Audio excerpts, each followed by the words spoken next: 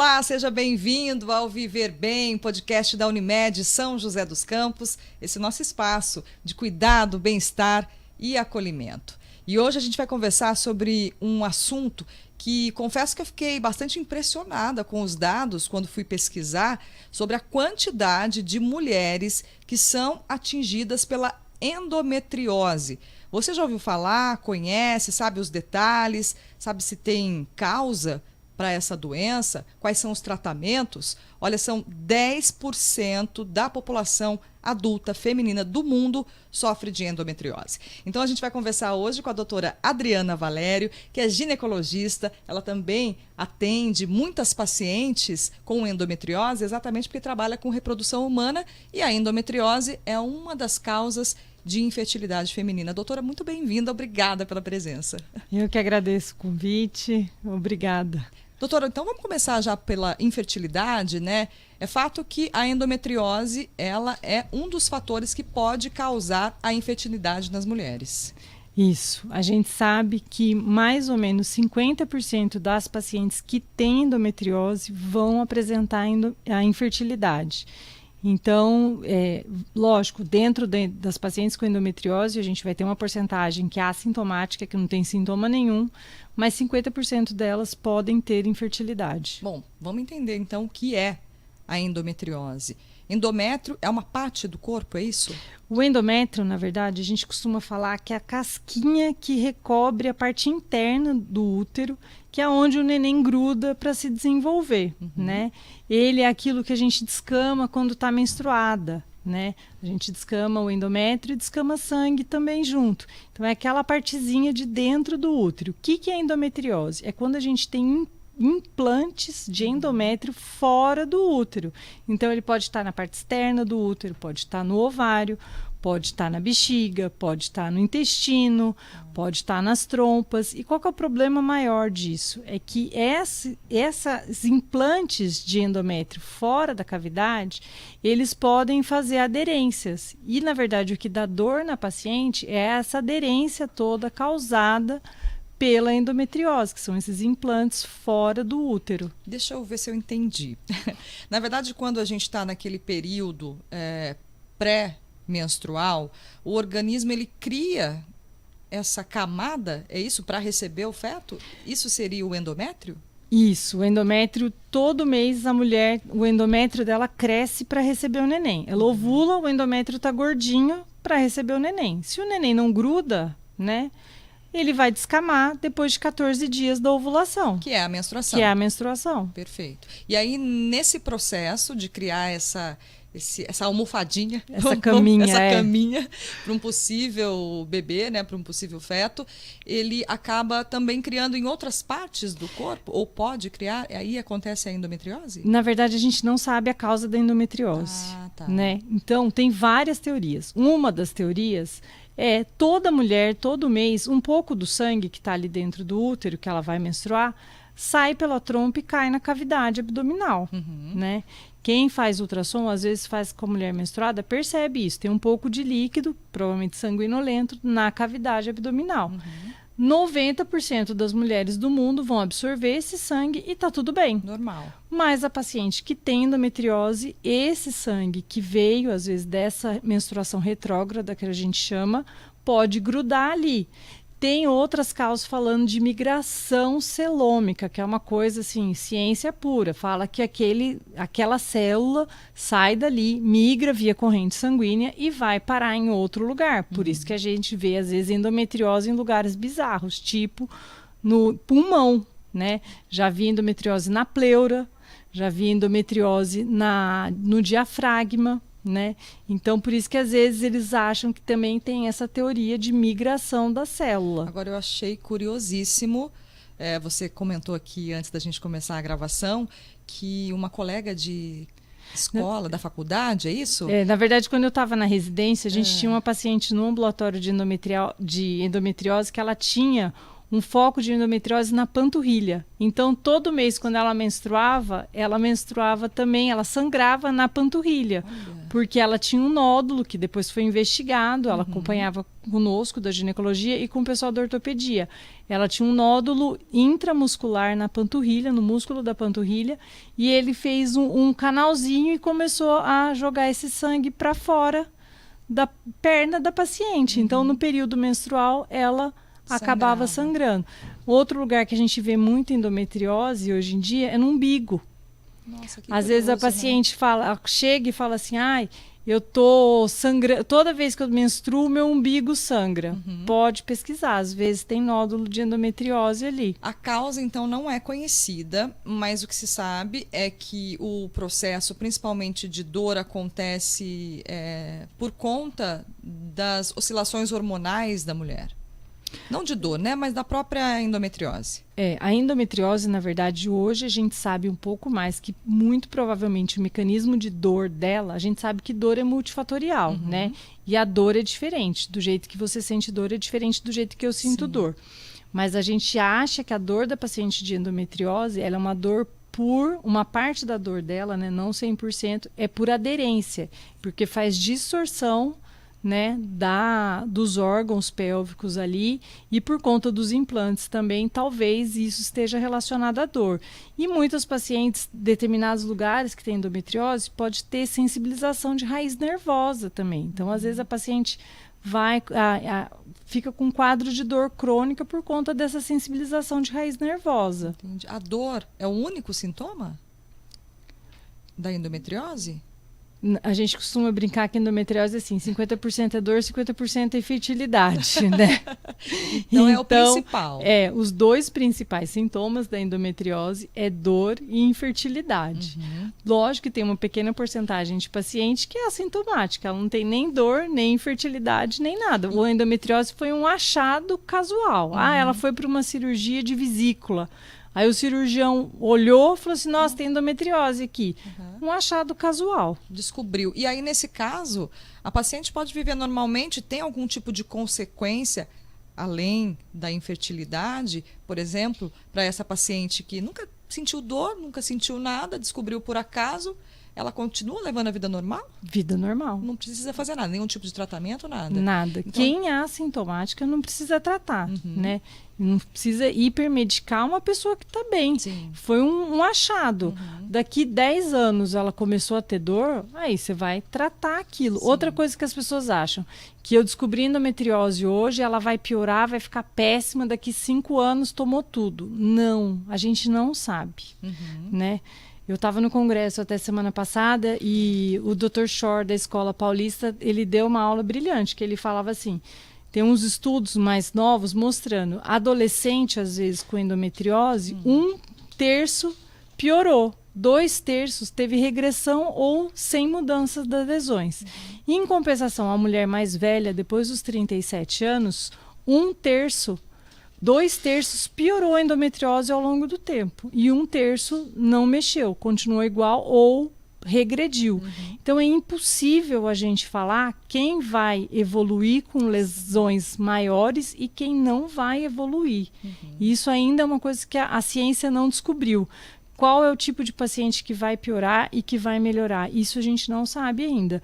Por enquanto está um pouco de estudo saindo nessa parte, dividindo por idade, mas ainda é muito pouco, é muito pouco dado ainda que a gente tem. Pois é, existem poucos estudos, né, em relação, por exemplo, à prevalência em mulheres de raças diferentes. Ainda não dá para afirmar com certeza. Não dá, porque assim, tem muito estudo de endometriose, mas essa questão racial ainda não está bem estabelecida. O que a gente sabe que isso dá para afirmar? Asiáticas têm uma prevalência menor de endometriose. Os estudos asiáticos, né, as pacientes asiáticas têm em torno de, acho que é 5% de endometriose. Quando você pega a caucasiana, né, que é a branca, que são a maioria dos estudos, Europa, Estados Unidos, então é difícil a gente extrapolar isso para Brasil, América do Sul também. Você sabe que tem até 20% de endometriose. Né? Mas ainda não se sabe exatamente por quê isso acontece? Não, é isso, não né? sabe. Porque a endometriose, a gente sabe que ela é multifatorial, né? Ela tem um componente genético, ela tem um componente de estilo de vida, né? E a gente não sabe, do mesmo jeito que a gente não sabe por que ela veio, a gente não sabe quem vai evoluir mal, quem vai evoluir bem, quem vai responder ao tratamento, quem não vai. Então, ela ainda é uma doença que tem muitas incógnitas ainda, muitas perguntas e poucas respostas, infelizmente. Pois é. E nesse caso, por exemplo, dos fatores, né? Ou pode ser genético, fatores externos. Genético, ok, né? A mãe ali, a mãe passa para a filha essa tendência, digamos assim, de desenvolver a endometriose. Agora, e fatores externos? O que seria, assim, interessante a gente pontuar, né? O que a ciência já sabe sobre esses fatores externos? Antigamente, os primeiros estudos que saíram, né? Falava que a endometriose era a doença da mulher moderna. Então, era aquela paciente acima de 35 anos, sem filhos, que trabalhava muito, né, workaholic, estressada. Porque a gente sabe que a endometriose tem uma parte da lesão, do fator assim dela, que é por antioxidante. Então, aquela mulher estressada, em teoria, ela produzia muito mais antioxidante, talvez tivesse endometriose por conta disso. Mas essa teoria já caiu um pouco por terra, porque a gente começou a ver endometriose em paciente adolescente também. Então, aquela coisa que se falava no começo da década de 90, isso aí, a endometriose é a doença da mulher moderna, estressada, sem filho, depois dos 35 anos. Isso caiu um pouco. Mas fator ambiental que dê para falar, falou assim, ó, você foi exposto a determinada coisa, você vai ter endometriose, e isso não tem. O que a gente sabe um pouco? A endometriose ela é uma doença pró-inflamatória, né? Então, ela é uma doença que causa muita inflamação no sistema da mulher. Tem saído, nos últimos 5 anos, alguns estudos bem interessantes falando em mudança de estilo de vida. Entrar com uma dieta menos inflamatória, né? Mais anti-inflamatória, que agora está na moda essas dietas anti-inflamatórias. O uso, às vezes... Vou fazer uma pausa. O que é essa dieta anti-inflamatória? O que a gente pode tirar da alimentação para evitar a inflamação? O que mais se fala, né? Porque hoje em dia a gente consome muito coisas industrializadas, né? Como todos os nutricionistas gostam de falar, descasque mais, desembale menos, né? Então é isso, basicamente isso, né? Tem alguns estudos começando para falar um pouco sobre se vai ter resultado ou não. O uso, às vezes, de alguns probióticos, que tem várias linhas de estudo agora com intestino, falando que os probióticos melhoram a inflamação intestinal, né?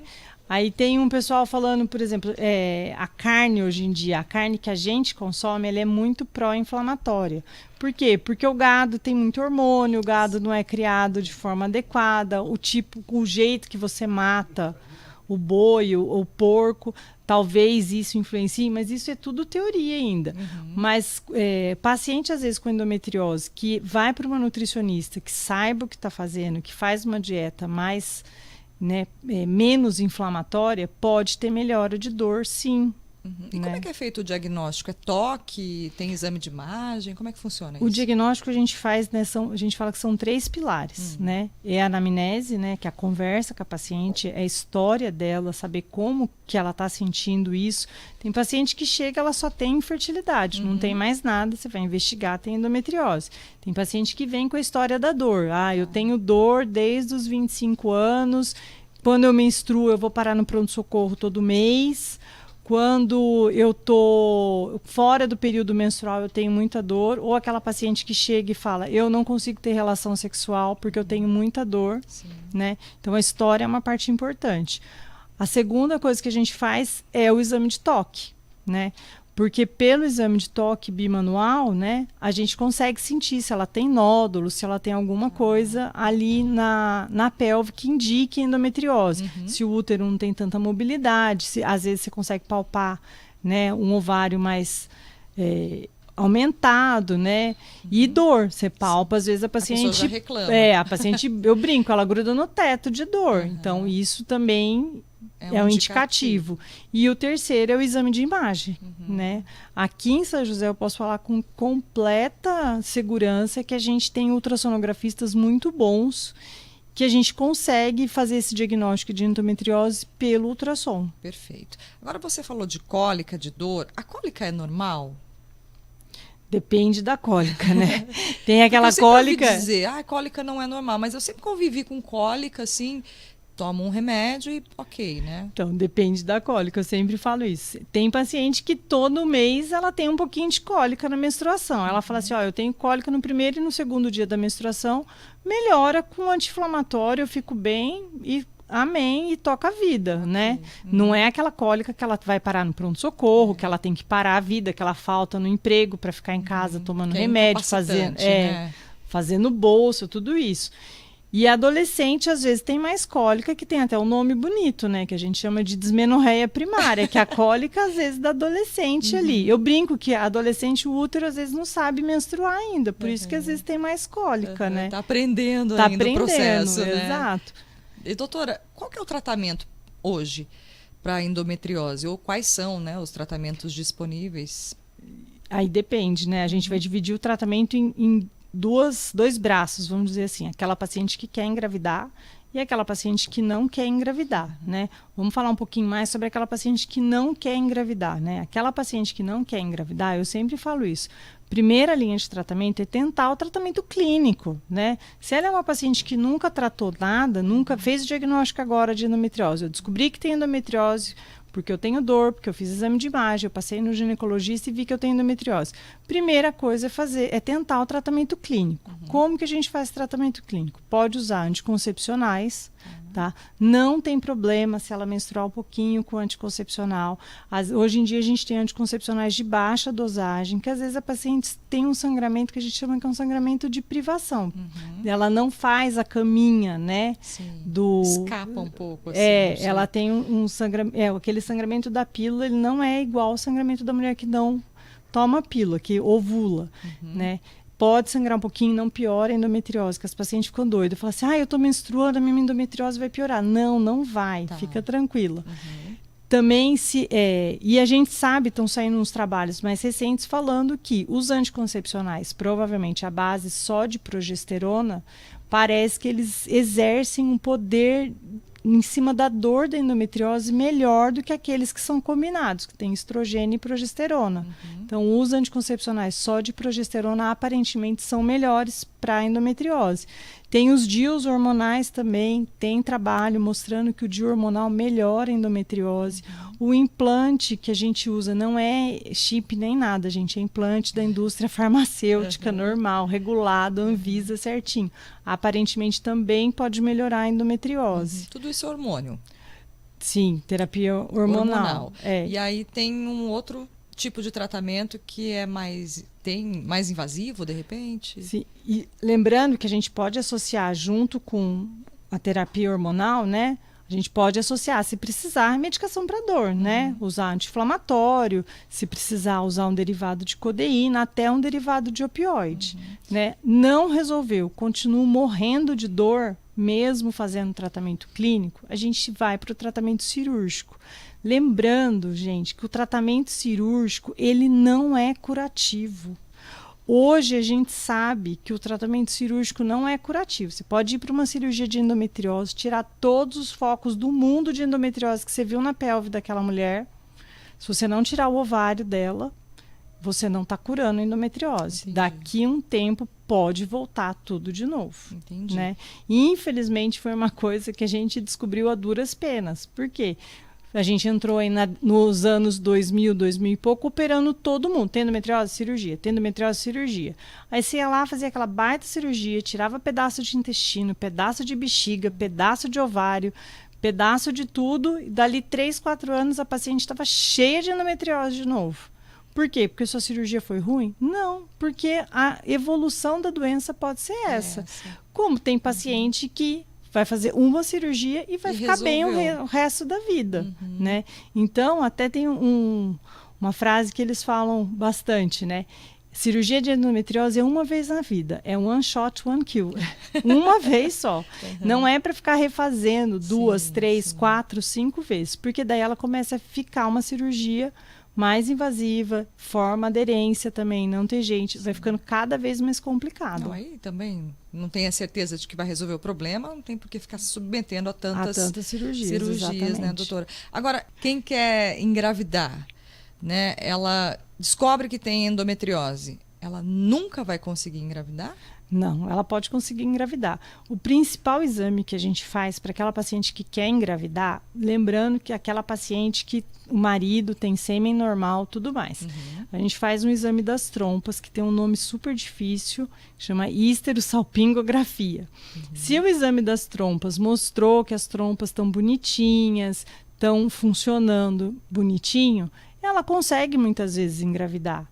Agora, muitas pacientes com endometriose, por conta das aderências até que a endometriose faz, a trompa é um órgão muito sensível e é o primeiro a ser afetado, muitas vezes pela endometriose. Então, essas pacientes muitas vezes têm obstrução tubária, como se ela tivesse uma laqueadura natural. Entendi. Essas pacientes não tem jeito, tem que ir para fertilização in vitro. Perfeito. Agora, se a mulher ela tem endometriose e engravida, porque deve acontecer, pode acontecer, bastante. Né? E aí, nesse caso, existe algum risco para a mulher, para o bebê? Não tem nenhum estudo falando que a mulher com endometriose tem um risco maior de aborto ou malformação fetal ou nada disso. Tem alguns estudos, mas já são um pouco mais antigos, falando que a mulher com endometriose tem um risco maior de aborto, mas os estudos recentes não mostraram isso. Né? Então, às vezes a paciente acha, eu tenho endometriose, eu tenho um risco maior de aborto. Não tem. O risco é igual ao da população geral. Então, não precisa se preocupar, né? Se, de repente, está com endometriose, engravidou, isso não vai ser um problema para o feto, para a mãe? Não vai ser problema nenhum. E muitas vezes essa mulher, como a gravidez é um estado, né, progestagênico da mulher, que é só progesterona praticamente em circulação, às vezes ela fica muito bem da endometriose dela. Ela fica sem dor, fica sem nada. Tem paciente com endometriose que fala isso, eu engravidei e parece que curou a minha endometriose. Por quê? Porque a mulher fica muito tempo ali naquele estado inundada de progesterona, né? Que é a gravidez toda, ali 40 semanas às vezes. Aí você junta um pouquinho do puerpério, a amamentação, tudo isso, que também o estrogênio tá baixo, e elas ficam super bem. É possível alguma mulher que tenha a endometriose, ela de repente, ela tinha muita dor durante um longo período e de repente isso para?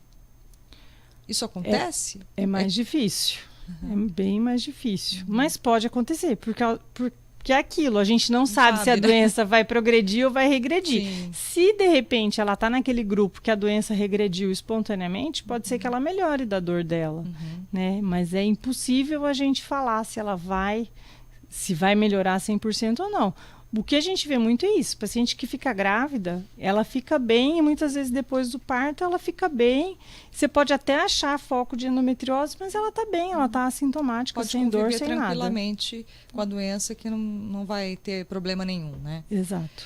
Para a gente encerrar, eu acho que é importante a gente fazer um alerta que quando, na verdade, procurar um médico, né, aquela adolescente ou até aquela mulher já adulta, de repente está sentindo cólica, acha que aquilo é comum, toma um remédio. Quando acende o sinal de alerta, de fato? O sinal de alerta tem que, até na adolescente, né? É aquela adolescente que não é aquela cólica só na menstruação. É aquela adolescente que tem cólica fora do período menstrual, que de repente está numa atividade da escola, qualquer coisa, começa a retorcer de cólica, precisa procurar ajuda. Aquela mulher, né, de vida normal, que começa a ter muita cólica, também tem que procurar ajuda. Ou ela tem uma vida, não tem cólica, mas ela está com dor na relação sexual. De repente ela está bem, atingiu ali 25, 26 anos, começou a ter muita dor na relação sexual que não tinha antes. Tem que investigar se está acontecendo alguma coisa. Ou aquela mulher que começou a tentar engravidar e não está conseguindo engravidar. Né? Lembrando que abaixo dos 35 anos a gente pode esperar até um ano, acima dos 35 anos é só 6 meses tentando engravidar e já tem que procurar ajuda. Então, acho que são as 3 fases assim que a mulher tem que procurar ajuda. Tá certo, então. Doutora, muito obrigada pela participação, pela entrevista, pelo bate-papo, muito bacana. Gostei também. Espero que seja útil também para as pacientes. Ah, com certeza, com certeza. Muitas dúvidas, né, que geram, enfim. E aí a gente aqui está podendo falar um pouquinho sobre o assunto, esclarecer essas dúvidas, tirar a dúvida de muita gente que está nos acompanhando. Obrigada mais uma vez. Eu só vou falar uma coisa, tem que fazer todo ano, porque endometriose muda todo ano. Então né? A gente tem que renovar a entrevista anualmente, porque às vezes o que eu estou falando hoje aqui, ano que vem já mudou vale tudo mais, de novo. Né? Então é uma coisa que é uma doença que é dinâmica, que está saindo bastante estudo e que a gente tem que ficar antenado, estudando mesmo para ver o que está saindo de novo para poder orientar as pacientes. Eu brinco, falo, gente, há 10 anos atrás eu operava todo mundo. Hoje em dia eu falo assim, não, você não tem que operar, não opere.